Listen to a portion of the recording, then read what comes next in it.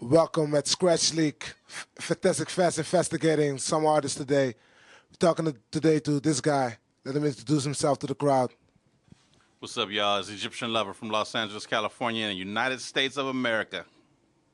Yeah, we got it down there rolling. So I want to ask you actually, who are you and what have you done actually when it comes to music and house music itself? Well, what I have done is I started making music back in 1979, 1980, and then I actually put a record out, my first record out in early 1983. And I started the West Coast sound, as they call it. So I started Ice-T and Dr. Dre and Arabian Prince and Rodney O and Joe Cooley and L.A. Dream Team. So all those guys kind of followed my footsteps. I actually joined a group called Uncle Jam's Army, and we were a big dance promotion group where we gave dances at parties that held about 10,000 party people. So from there, we became so popular that we were like celebrities in the street. So from there, we were actually forced to make our own records to play at our parties. And then the radio station picked it up, which was K-Day back then, and K-Day was real big. And they played the records, and we became household names in Los Angeles, and became bigger and bigger and bigger and bigger. And as time went on, the other DJ groups like World Class Wrecking Crew with Dr. Dre, Unknown DJ, Alonzo, and all them, they made a record. And then LA Dream Team was a dance production crew, and they made a record. And then Arabian Prince made a record, and he also just started with NWA, and they made a record. So it kind of was a domino effect. Everything that Uncle Jam's Army did, everybody else had to do to compete, and that's how the West Coast sound got started.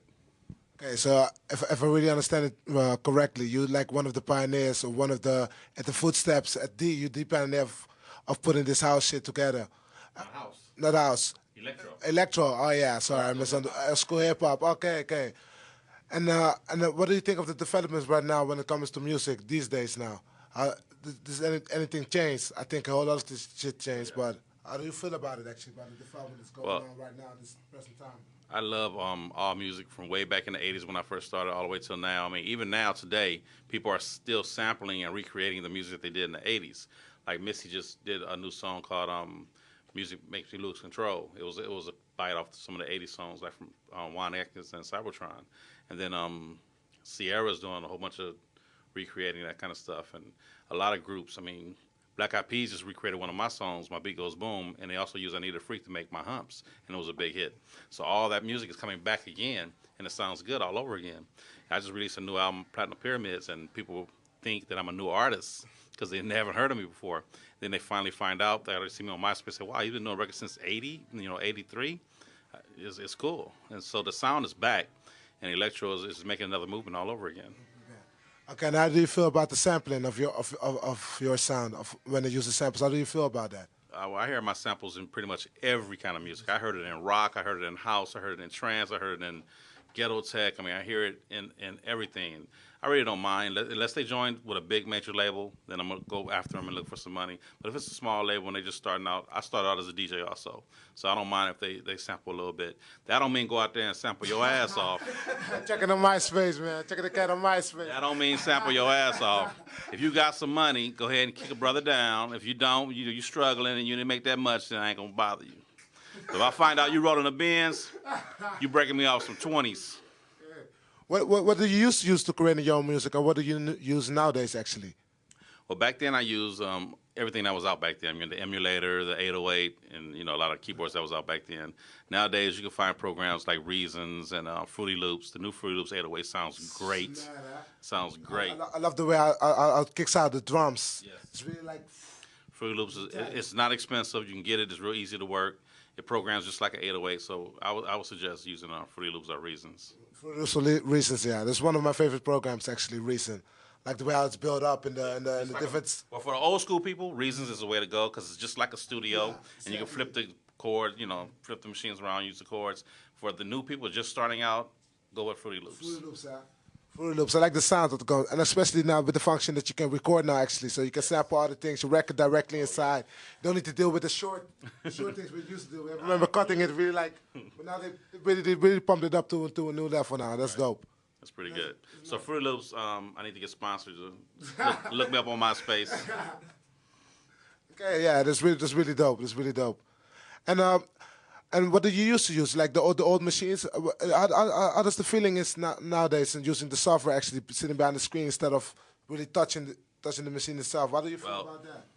it's better if you touch the machines and you know how to play the keyboard and you actually program the drum machine, because your mind does different things when you're working with different things. If you're just working on one program, then you're going to be set at that one program, and you're not going to be really a musical genius. I mean, me, Dre, we did a little at a time. We did the drum machine, we did the keyboard part, we did the bass line part, we did the string part, and that makes you a better producer when you're actually playing with the keyboard. So, I mean, if you make a little money and you can afford a new keyboard like the Phantom from Roland or something like that, it's $3,000 for the best one. But it is a way to make yourself a better producer. And if you want to become a good producer, I suggest get a keyboard and step away from the programs a little bit. Yeah. And what do you think about the new producers that's coming up now these days? Like the new cats that... I'm 50-50 on them. Some of them are great, and I hear where they're coming from. I mean, like Pharrell, I mean, I love the stuff he's doing. Then I hear some producers that just sound like they just making songs out the garage, and they're not really putting their 100% into it. They're just doing it for the money. And I don't believe in making music for the money. I don't believe in making music for iPods. I believe in making music for the clubs, for people to really enjoy music, so it has a depth to it, has a soul to it, has a life to it. I don't believe in somebody just making a beat and they think they did something. No, you got to have a little bit of soul. That's what I think sometimes, that the soul is really gone out, like lost. There's no soul. It's just a ghost. It's just like, dead it's music. Empty, like it stays there, and it's like, okay, Exactly. it's getting pushed the right way because the major labels behind it that really Right. pushing the product itself. But Brainwashing you with it, but at the end of the day, it's like you're still stuck in the same limited amount of records you can sell, buy or sell exactly. at the big market. Because at the end of the day, you still want to eat from your music, I Right. think, like 24/7. Exactly. Making that stuff. And that's what I personally think was really bad also. So that's why when you hear music like that, it doesn't last that long. You have a record, it might be a hit for a week, 2 weeks, a month, and then the DJs move on to the next record. Yeah. And you get some records that was made back in the 80s. We're still getting our records played today. You hear some of the stuff Rick James did way back. It's still getting played today because they put a lot into it. Yeah. And you hear records today come out, like you might get DJ Blue Ink, just come out with a brand new record. Every club is playing it. A month later, he's gone. Who is he? He's gone. It's gone. The record's gone. And then some of the records, it's just a beat. You don't even know who the artist is. You don't know what the name of the song is. So you hear it for a couple of weeks. And it's gone. It's like lost, like in the mist. So that's what I think. You gotta actually produce your records the right way. So what's the things that cats gonna the cats or the new cats coming in the best can do, like, or the people that want to promote their music? What can they do to get on the big market as well? I would say suggest advertise your name. When I made my record called Egypt, all I was saying was my name, so everybody knows. His name is Egypt, Egyptian Lover, and the song is Egypt. Everything's Egypt.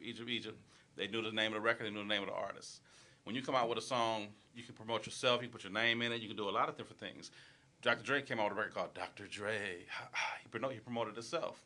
If you promote yourself and you put your own name into your records, or put an intro to your record, put an ending to your record, and put a hype point in your record that says the name of your record, so everybody will know the name of your record, and they can find your record, and you can make more money and get more sales. Yes, yeah.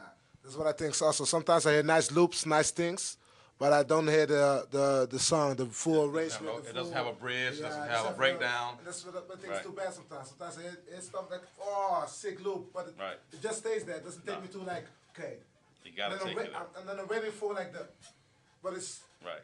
that's what I think is too bad sometimes. It's like masturbating without coming. Yeah, Why- it's like, why would you ever? It's like, Yeah, why you want to just do it all day long? fuck it, I went to the bitch comes. It's like, too bad. So You why can do it? bad. Yeah. Too bad, yeah. It's life sometimes. Yeah, but why is the name Egyptian?